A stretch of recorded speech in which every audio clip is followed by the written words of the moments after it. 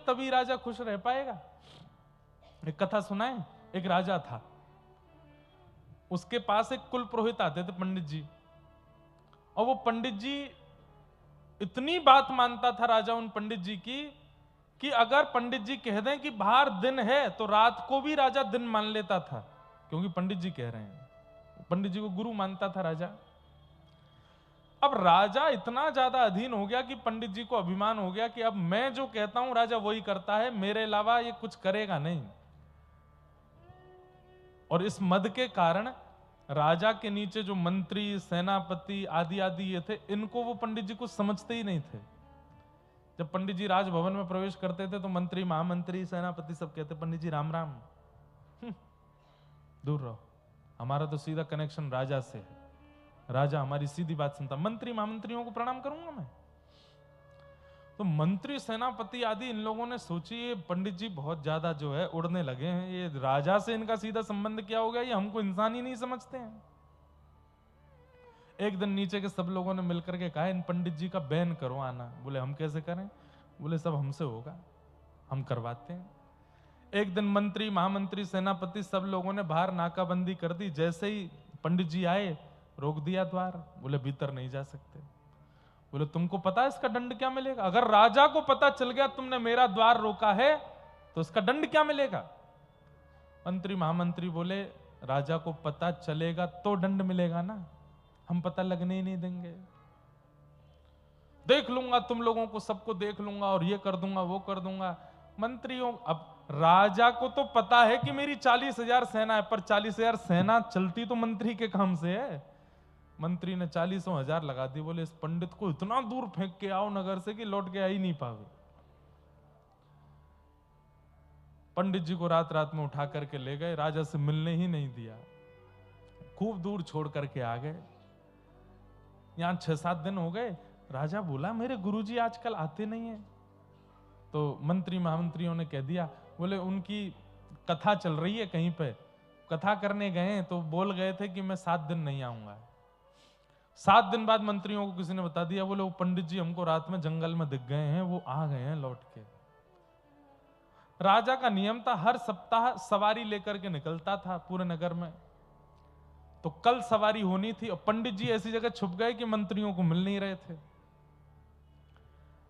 मंत्री महामंत्री चिंता में आ गए। बोले ये पंडित जी कल सवारी में ही टपकेंगे और वहां हमारी शिकायत कर देंगे, इनको सवारी से रोको कैसे भी। मिले नहीं पंडित जी। तो मंत्री महामंत्री रोते रोते रात में गए राजा के पास और जाके बोले राजन एक बहुत दुखद समाचार है। बोले क्या? आपके गुरुजी पधार गए, जहां कथा करने गए थे वहीं पधार गए। राजा बहुत रोया। उसके बाद बोले एक दुखद समाचार और है। बोले क्या? वो प्रेत बन गए हैं और आजकल भूत प्रेत बनकर के लोगों को दिख रहे हैं। राजा बोला मेरे गुरुजी वो प्रेत योनि से कैसे मुक्त होंगे? बोले 1-1.5 महीने बाद आपका बिहार की तरफ एक चक्कर लगना है तो गया जी में श्राद्ध कर देंगे तब गुरुजी का। राजा बोला ठीक है, एक उनके नाम से दिया जलवा देना। अगले दिन राजा जब निकला पालकी में तो पंडित जी एक पेड़ पे ही चढ़े हुए थे कि ये मेरे को वैसे तो मंत्री महामंत्री मिलने नहीं दे रहे, ये जैसे ही इसकी सवारी निकलेगी मैं ऊपर से कूद पड़ूंगा और सबकी शिकायत कर दूंगा। मंत्रियों ने पहले ही राजा को बोल दिया था कि वो प्रेत बने घूम रहे हैं। राजा निकला, आज बहुत दुखी था, पता चल गया था कि पंडित जी के परिवार बेचारे पंडित जी पधार गए।